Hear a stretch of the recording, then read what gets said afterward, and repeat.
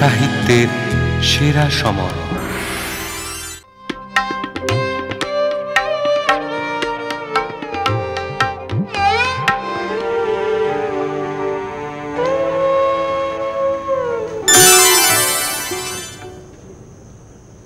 আপনি? তোমার জন্যই আমি এখানে অপেক্ষা করছি। তুমি যাবে আমার সঙ্গে? না না না। কেন? আপত্তি কিসের? আমাকে তুমি বিশ্বাস করো না? একই কথা বলছেন আপনি। আপত্তি কেন থাকবে? এই যে আমার জীবনের কত বড় পাওয়া, সে আমি আপনাকে বোঝাতে পারবো না। আচ্ছা, তোমার সঙ্গে কেন আমার আগে কেন দেখা হলো না? আমি তো আপনার পাশাপাশিই ছিলাম, আপনি আমাকে লক্ষ্যই করেননি। তাহলে তুমি আমায় ডাকোনি কেন? ভয় পেয়েছিলেন যে। ভয়? কিসের ভয়? যদি আপনি আমাকে ফিরিয়ে দেন।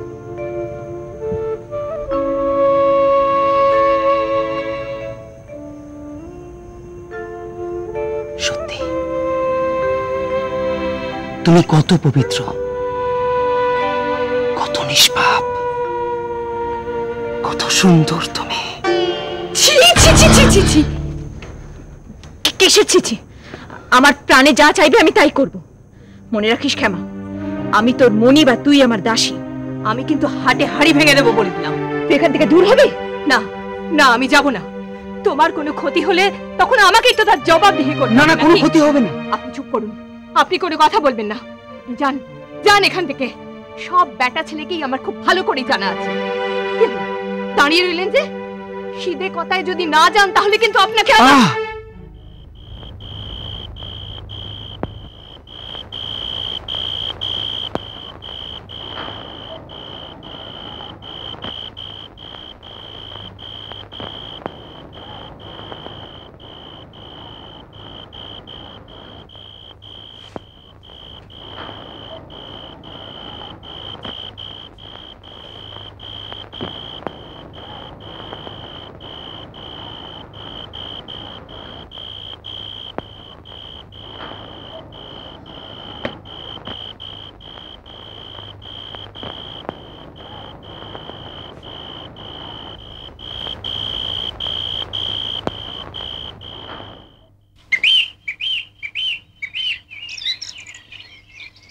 দেখেছো কাণ্ড?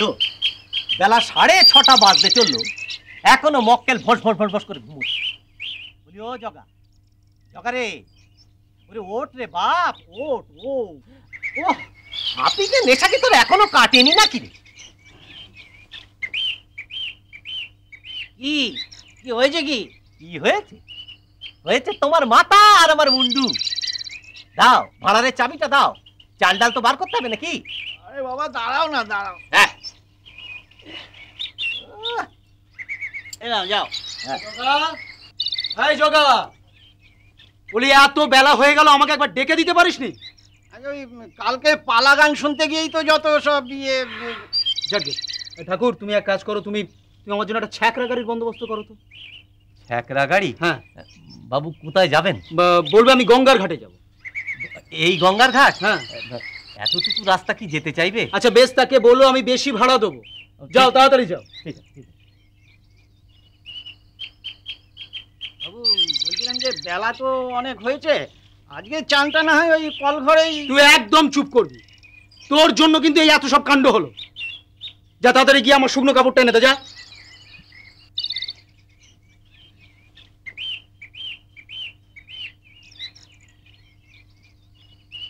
গতরটা একটু নাড়াও না বাবা, এমন হেলতে দুলতে গেলে হবে? যত সব।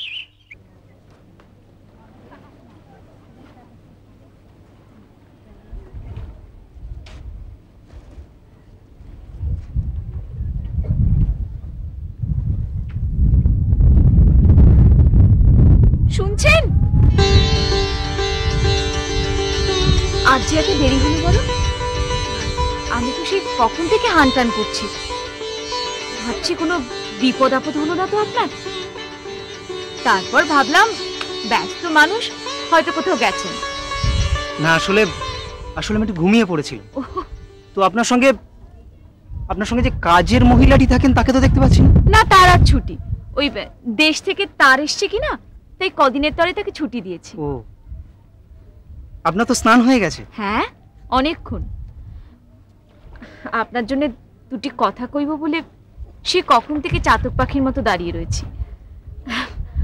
আপনি আসুন, আমি ওই দিকটায় আছি। আচ্ছা বেশ, আমি এক্ষুনি আসছি।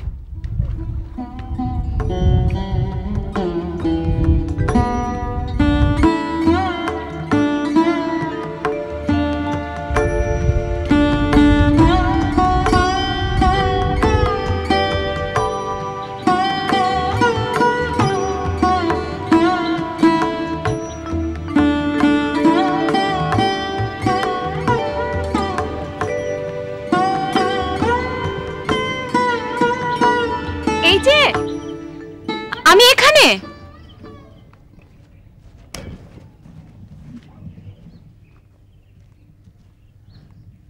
চলুন, আজ আমার কাজের মেয়েটি আবার আসেনি।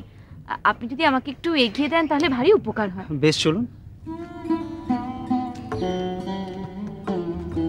আপনারও দেখছি আমার মতো বদভ্যেস। বদভ্যেস? হ্যাঁ, ওই যে প্রত্যেকদিন গঙ্গায় নাইতে যাওয়া। আমার তো একদিনও গঙ্গায় নাইতে না গেলে চলে না। কিন্তু আমি তো প্রায় 1 বছর ধরে গঙ্গা স্নানে আছি। ওই এর আগে তো কখনো আপনাকে। হ্যাঁ, আগে আরো আগে আসতাম। ওই এসে সূর্য ওঠা দেখতাম আকাশটা কিরকম আবিরের মতো লাল হয়ে গেল। তারপর হঠাৎ করে ওই চন্দনের ছাপ আঁকার ইচ্ছে হলো। তো অত সকালে তো আবার বাবা ঠাকুর আসেন না, তাই পরের দিকে আসতে শুরু করলো। ভাগ্যিস এলুম, তাই না আপনার সঙ্গে আমার আলাপ হলো। কিন্তু আজ তো আপনার রসগোল্লা করা হলো না। সৎবোধ, আপনারও গঙ্গায় ডুব দেওয়া হলো না, আমারও রসগোল্লা আঁকা হলো না। এই রে, কি কাণ্ড! কথা বলতে বলতে বাবা ঠাকুরের আশ্রমের দিকে চলে এসেছি যে। হ্যাঁ, কি হবে? আসলে এদিক দিয়ে একটা যাওয়ার রাস্তা আছে, কিন্তু আমার গাড়িটা আবার ওদিকে। তাকে আমি ভাড়া দিয়ে তাড়িয়ে দিই। সে কি, আপনি ভাড়া দিতে গেলেন কেন? তো দিলামই বা। হঠাৎ করে আপনার সঙ্গে কথা বলার ভারী ইচ্ছে হলো। তো সে সহিস আর গাড়ি থাকলে তো কথা বলা যাবে না, তাই তাড়িয়ে দিল। রাগ করলাম বুঝি? না, চলুন আমরা এদিক দিয়ে যাই। আপনারা ছ্যাকড়া গাড়ি করে ঘাটে আসেন কেন? আপনার বাসা কোথায়? না মানে আজকে আমার ঘাটে আসতে একটু দেরি হয়ে গেছে, তাই আমি গাড়িতে এসেছি। এমনিতে রোজ আমি পায়ে হেঁটেই আসি। আমার বাসা চোর বাগানে। আপনার? জোড়াসাঁকো। তবে আপনি যে চোর বাগানেই থাকেন সেটা আপনাকে দেখে আমি বেশ বুঝেছি। কি করে বুঝলেন? কারণ আপনি যে একজন পাকা চোর, আপনার তো চোর বাগানেই থাকা উচিত। পাকা চোর মানে? কেমন আমার সর্বস্ব চুরি করেছেন, তাই তো বললাম আপনি একজন পাকা চোর। আমার চেনা পথ এসে গেছে, আর আপনাকে খাটাবো না। আচ্ছা আচ্ছা বেশ, তাহলে বলুন তো গাড়ি ভাড়াটা কত দিতে হবে? ওমা, ওই তো কটা মাত্র টাকা, সেটুকুনি দেবার জন্য এত উতলা হচ্ছেন কেন? আর তাছাড়া সে ভাড়া তো আপনি মিটিয়েই দিয়েছেন। বারে কি করে দিলাম? তুমি যে আমার সর্বস্ব হরণ করেছ, ওই কটা টাকার আঁচলে বেঁধে কি করবো বলো দেখি? আমার টাকার মালিকানাটাও যে তুমি, বুঝলে কিছু?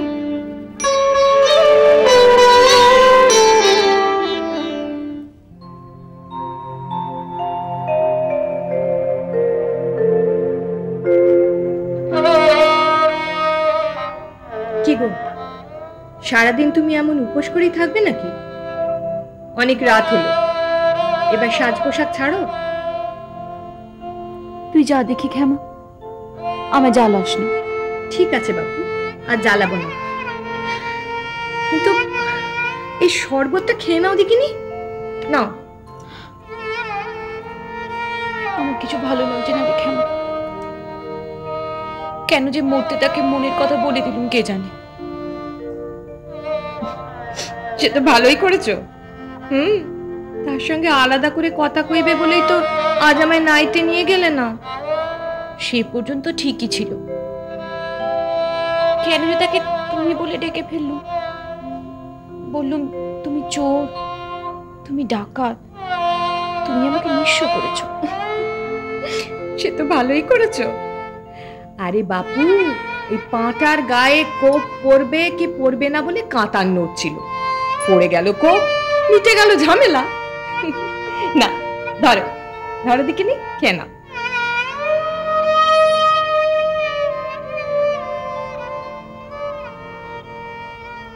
আমার বড় ভয় করছে রে ক্ষেমা।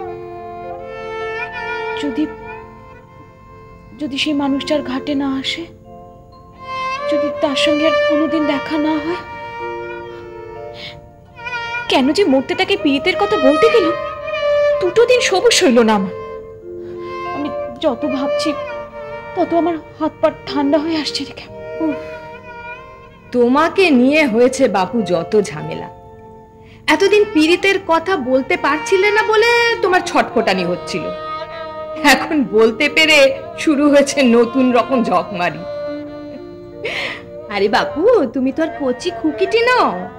পুকুরে ঢিল ছুঁড়লে কতটা জল উঠবে তারপরে, সেটা তুমি আগে থেকে বুঝতে পারলে না। সেখানেই তো হয়েছে আমার মরণ। কথাটা শুনতে মানুষটা কিরম যেন থম মেরে গেল। তাহলে তো ভালোই হয়েছে। ভালো হয়েছে? হ্যাঁ, দেখোনি ঝড়ের আগে কেমন আকাশ বাতাস গাছপালা সব কেমন থম মেরে থাকে। এ তো খুব ভালো লক্ষণ গো। ঠিক বলছিস ক্ষেমা? হ্যাঁ, ঠিক নয় তোকে আমি মিথ্যে বলছি? মরণ, ওই জন্য সকাল থেকে তুমি দাঁতে কাটিটি দিয়ে পড়ে আছো। চলো দেখিনি, খেয়ে নেবে। চলো চলো। হ্যাঁ, সেই ভালো, চল খেয়ে নিগে। আমায় একটা সত্যি কথা বলবে দিদি? কি? বলছি, বাবুটিকে এমন নাকে দড়ি দিয়ে নাচাচ্ছ কেন? বলি রেস্ত টেস্ত কিছু আছে? 2 পয়সা টানতে পারবে? নাকি পীড়িতের হাওয়ায় ফরফর করে উড়ে বেড়াবার স্বাদ হয়েছে তোমার? অত শত জানি না বাবু, তবে এই সমস্ত গোবেচারা পুরুষ মানুষগুলোকে নাকে দড়ি দিয়ে ঘোরাতে আমার বেশ লাগে।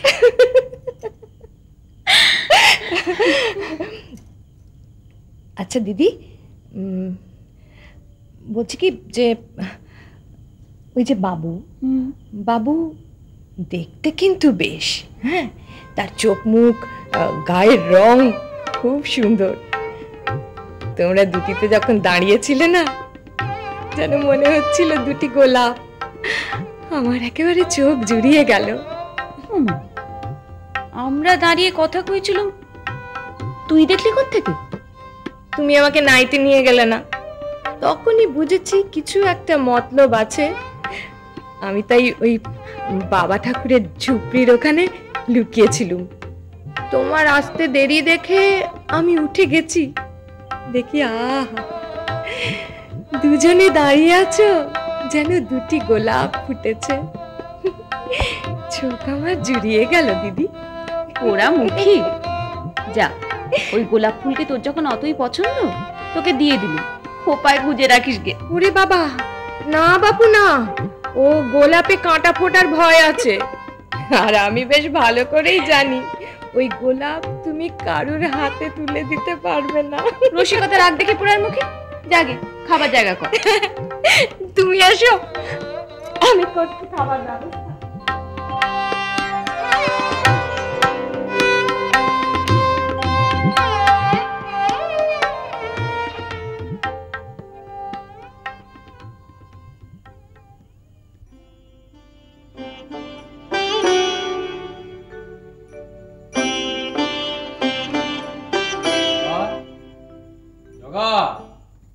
কোথায় রে জগা? যাই বাবু। আরে একেবারে তো হানা বাড়ি বাড়িয়ে রেখেছিস। আরে কি হলো রে? হ্যাঁ, এই নে, সব ঠিকঠাক আছে তো? হ্যাঁ বাবু, সব ঠিক আছে। হ্যাঁ, এই সুটকেসটা আমার ঘরে রেখে দিয়ে আসো। আচ্ছা। কিন্তু আমার তো সব ঠিকঠাক আছে বলে মনে হচ্ছে না রে। চ হ্যাঁ যা।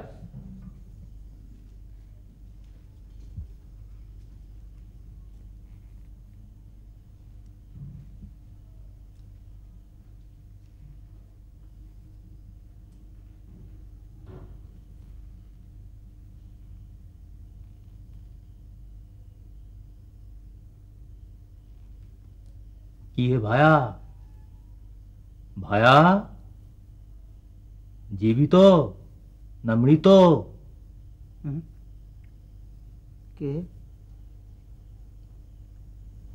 আরে প্রমথদা, এই দেখো দেখি, বই পড়তে পড়তে কখন যে ঘুমিয়ে পড়েছিলাম একেবারে টের পাইনি। তাই নাকি? তা ঘুমিয়ে ঘুমিয়ে কি ঘরের আলোটাও নিভিয়ে দিলে নাকি? ওই দেখো দেখি, আলোটা নেবানো বুঝি, কখন যে সন্ধে হয়ে গেছে টেরই পাইনি। আচ্ছা বেশ, তুমি বসো প্রমথদা, আমি এক্ষুনি আলোটা জ্বালি। হ্যাঁ হ্যাঁ ভাইয়া যাও। ভাইয়া সন্ধে তো সন্ধ্যের সময় হয়েছে ভাইয়া, কিন্তু তোমার হালচাল দেখে মনে হচ্ছে যেন সকালবেলার আলোতেই তুমি পথ হারিয়ে বসে আছো। প্রমথদা, আমার কথা বাদ দাও, বলো তোমার দেশ বাড়ির কথা বলো।